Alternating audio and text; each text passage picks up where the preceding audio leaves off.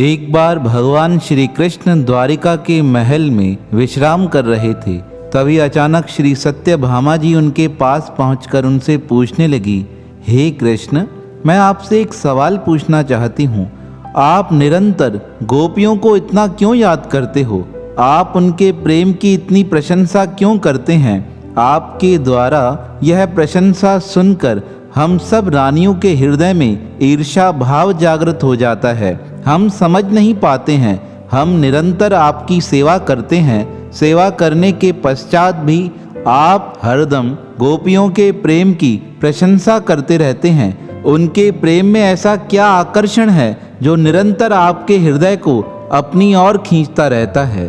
तब भगवान श्री कृष्ण ने कहा, हे सत्यभामा, समय आने पर इसका जवाब दिया जाएगा, क्योंकि आज मेरे उदर में बड़ा भयंकर शूल है, अर्थात मेरे पेट में दर्द हो रहा है। अभी मुझे आराम करने दो। इस प्रकार भगवान श्री कृष्ण करवट बदलकर सो गए। अब भगवान तो भगवान ठहरे, वह अनेक विचित्र लीलाएं करते हैं। अभी इस प्रकार भगवान ने आराम करना प्रारंभ किया। तभी श्री नारद जी भगवान के समक्ष पहुँचे। भगवान से हालचाल पूछते हुए श्री नारद जी कहने लगे, हे भगवान, आज क्या हुआ?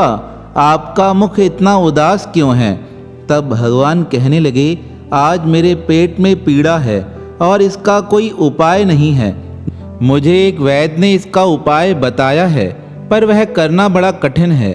श्री नारद जी कहने लगे, अरे भगवान, बताइए, मैं अवश्य करके आऊँगा। भगवान ने पहले तो मना किया, पर नारद जी के जिद करने पर श्री कृष्ण ने कहा, हे नारद, जो मेरा सच्चा भक्त हो, अगर वह अपने चरणों की रज मुझे दे दे, वह चरणों की रज मैं अपने हृदय पर लगाऊं, अपने उदर पर लगाऊं और उसे अपने मुखारविंद में ग्रहण कर लूं, तो मेरी यह उदर पीड़ा शांत हो जाएगी। भगवान की यह बात सुनकर पहले तो नारद जी सहम गए। वह सोचने लगे, मैं यह कैसे कर सकता हूँ? अगर मैंने अपने चरणों की रज भगवान को अपने हृदय पर लगाने को दी, तो मुझे तो पाप का भागी होना पड़ेगा। ऐसा विचार कर श्री नारद जी द्वारिका की रानियों के पास आए और उनसे कहने लगे, आपके पतिदेव को भयंकर पीड़ा है। उनके उदर शूल को शांत करने के लिए आपको अपने चरणों की रज देनी पड़ेगी। आपके चरणों के रज के प्रताप से भगवान का उदर शूल शांत हो जाएगा।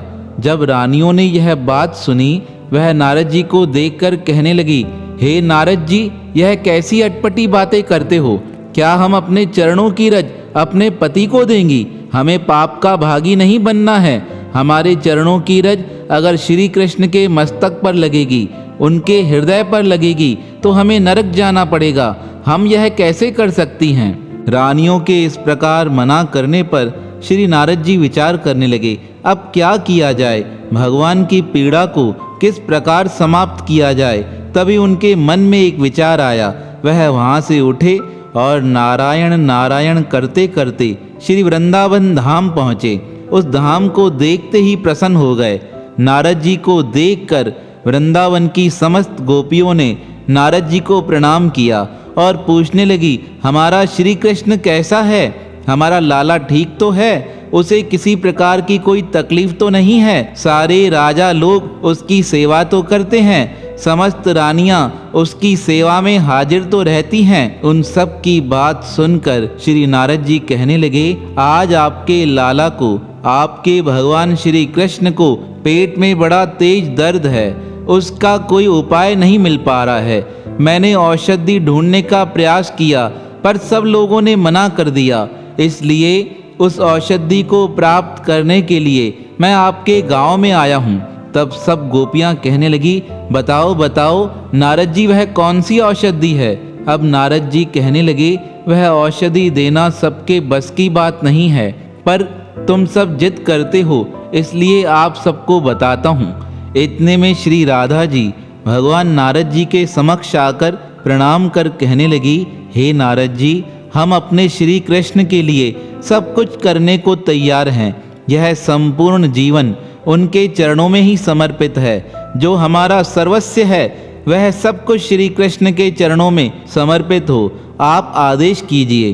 तब श्री नारद जी बड़े संकोच के साथ कहने लगे, भगवान को उदर शूल है और उन्होंने एक उपाय बताया है। उन्होंने कहा है, जो अपने चरणों की रज मुझे प्रदान करे, मैं उन चरणों की रज को अपने हृदय पर लगाऊंगा, उसका चरणामृत पान करूंगा तो मेरे उदर की पीड़ा समाप्त हो जाएगी।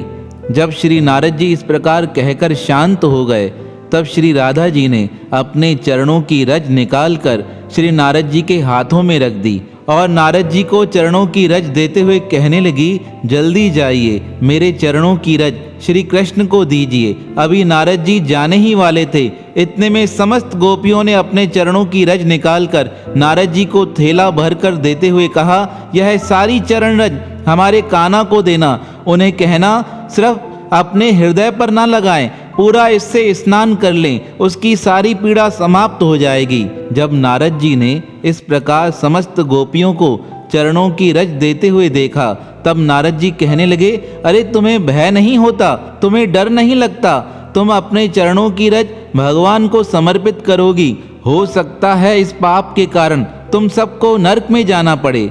तब वह गोपियां कहने लगी, हे नारद जी, हम गोपियां हैं, हम नरक में जाने को तैयार हैं, पर हमारे मन की एक ही इच्छा है, हमारा श्री कृष्ण जल्दी से जल्दी स्वस्थ हो जाए। उनकी यह भक्ति देखकर श्री नारद जी राधा माता और अन्य गोपियों के चरणों में नतमस्तक हो गए। अब वह चरणों की रज उठाकर भगवान के समीप पहुँचे और चरणों की रज भगवान को देते हुए कहने लगे, हे भगवान, आज मैं धन्य हो गया। मुझे लगता था संसार में मुझ जैसा कोई भक्त नहीं है, पर आज आपके आशीर्वाद से मुझे गोपियों का पावन सानिध्य प्राप्त हुआ है।